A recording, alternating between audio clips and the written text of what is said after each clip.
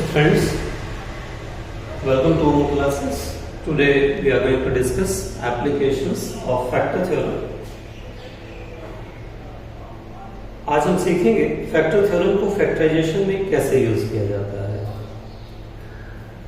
Factorisation के लिए factor theorem एक बहुत इंपॉर्टेंट टूल है जिसे अगर हम अच्छे से सीख लेंगे तो हम हायर डिग्री पॉलिनोमियल्स को फैक्टराइज कर सकते हैं। तो फैक्टर थ्योरम हम जानते हैं कि अगर कोई पॉलिनोमियल x माइनस a किसी पॉलिनोमियल p ऑफ x का फैक्टर है तो p ऑफ a जो होगा वो 0 होगा, या वाइस वर्सा अगर किसी रियल नंबर a के लिए p ऑफ a 0 है तो फिर x minus a p of x का फैक्टर होगा। इस कंसेप्ट को आज हम यूज करने वाले हैं फैक्टराइज करने के लिए किसी भी हायर डिग्री पॉलिनोमियल को। डिग्री 2 पॉलिनोमियल तक, क्वाड्रेटिक पॉलिनोमियल तक हम already middle term splitting use करते आए हैं और मिडिल टर्म स्प्लिटिंग यूज करके हमने पॉलिनोमियल्स को फैक्टराइज किया है। लेकिन आज डिग्री 3 पॉलिनोमियल लेते हैं, जैसे polynomial p of x is equal to x cube minus 2x square minus x plus 2, जैसे ये हमारे पास एक पॉलिनोमियल है। अब इसको आज हम फैक्टराइज करेंगे फैक्टर थ्योरम को यूज करते हुए। ऑफ कोर्स ये ग्रुपिंग रिग्रुपिंग से भी हो सकता है, तो मैंने एक सिंपल सा एग्जांपल लिया है जिसमें हम फैक्टर थ्योरम को कैसे अप्लाई करते हैं ये सीखने वाले हैं। तो अगर मैं इसका कोई फैक्टर x माइनस a लेना चाहूं तो उसके लिए p ऑफ a 0 होना चाहिए, यानी x की कोई ऐसी वैल्यू मुझे लेनी होगी जिससे p ऑफ a की वैल्यू 0 बन जाए। अब इसमें अगर आप ध्यान से देखें तो इसकी जो कांस्टेंट टर्म है वो 2 है। What does it mean? हमारे जो भी पॉसिबल वैल्यूज होंगी a की वो 2 को डिवाइड करने वाले होने चाहिए। तो पॉसिबल जीरोस जो होंगी वो कौन कौन से हो सकती हैं? पॉसिबल जीरोस 2 के लिए 1 हो सकती है, 2 हो सकती है। ये दोनों नंबर हमारे 2 को डिवाइड करने वाले हैं। ना केवल 1 और 2, -1 और -2 भी इसको डिवाइड कर देंगे। तो इसलिए मैं पॉसिबल जीरो ले रहा हूं, +1 और -1, +2 और -2। अब इनमें से हम चेक करते हैं क्या वाकई में किसी के लिए ये p ऑफ a 0 बनता है। तो मैं स्टार्ट कर रहा हूं सबसे सिंपल से, p ऑफ 1 से। तो 1 का क्यूब -2 इंटू 1 का स्क्वायर -1 + 2। अब इसमें वैल्यू आ गई 1 का क्यूब 1 माइनस 1 का स्क्वायर 1 इंटू 2 2 -2 -1 + 2। अब आप इसे आगे इंटीजर्स जानते ही हैं, जैसे आप चाहें वैसे इसे कर सकते हैं। तो 1 से -1 कैंसिल हो गया, -2 से +2 कैंसिल हो गया, यानी हमारे पास आ गया 0। इसका मतलब यह हुआ कि p ऑफ 1 0 आ गया, यानी x माइनस 1। मैंने क्या कहा था कि अगर p ऑफ a 0 है तो x माइनस a फैक्टर बनेगा।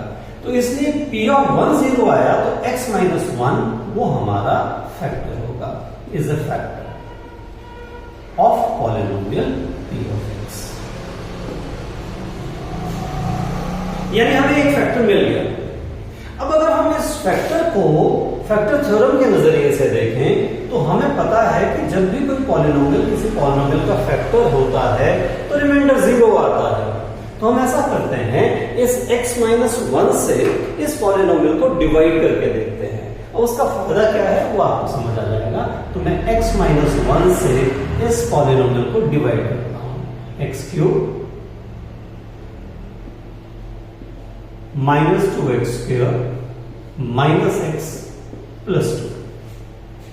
तो जैसा हम डिवीजन में पहले से सीख चुके हैं, हमारी पहले टर्म क्वोशिएंट की आएगी x स्क्वायर जब x को मल्टीप्लाई करेगा तो x क्यूब, x स्क्वायर जब 1 को मल्टीप्लाई करेगा तो x स्क्वायर, क्योंकि माइनस प्लस माइनस हमारे पास आ गया साइन चेंज हुए, सब्ट्रैक्शन जैसे आपको बताया गया है, ये कैंसिल हो गया।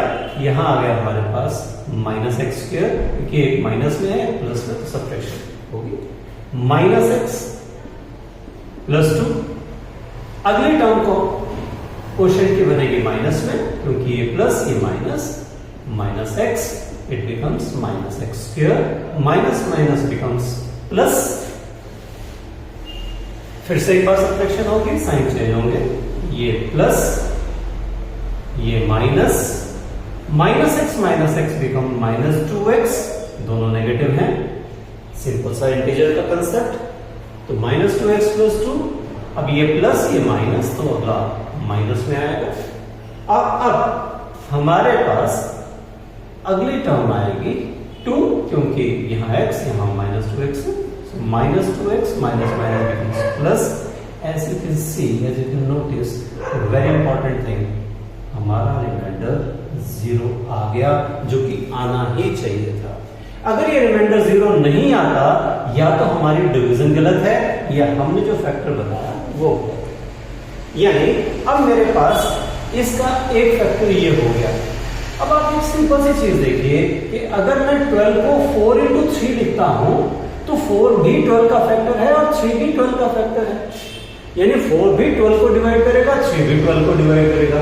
इसका मतलब ये हुआ कि अगर x माइनस 6 पॉलिनोमियल को डिवाइड करके क्वोशिएंट ये आ रहा है, मतलब ये दोनों ही इसके फैक्टर्स हो गए।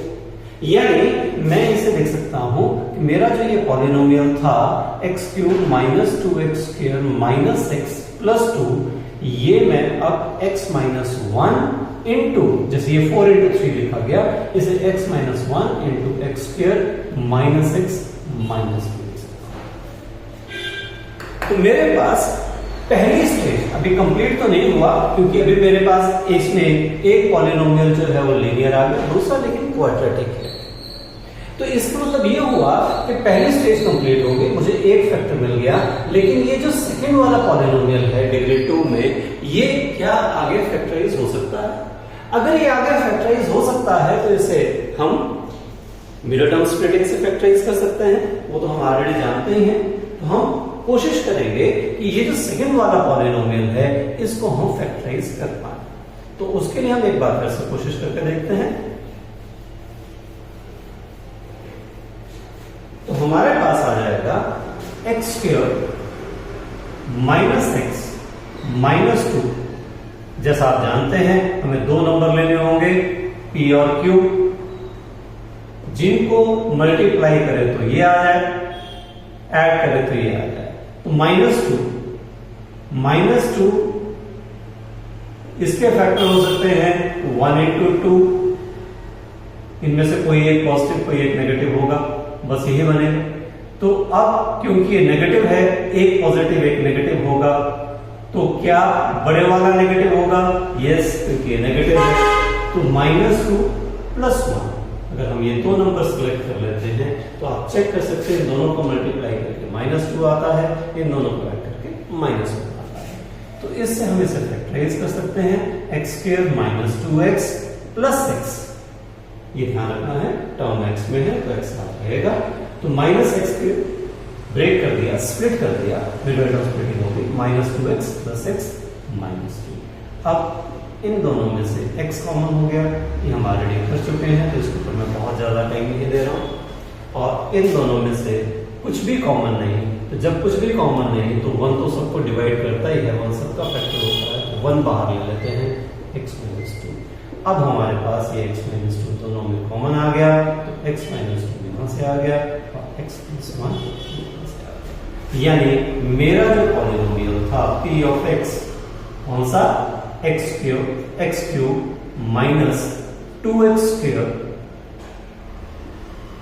-x + 2, हमारा पॉलिनोमियल यही था, x³ -2x² -x + 2। ये हमने फैक्टराइज कर दिया। कौन कौन सा फैक्टर बन गए? एक बन गया x -1, दूसरा फैक्टर बन गया x -2 और तीसरा फैक्टर बन गया x + 1। अब सारे डिग्री 1 में आ चुके हैं, लीनियर हैं, मतलब इससे आगे इसका फैक्टराइजेशन पॉसिबल नहीं है। So this is the factorisation.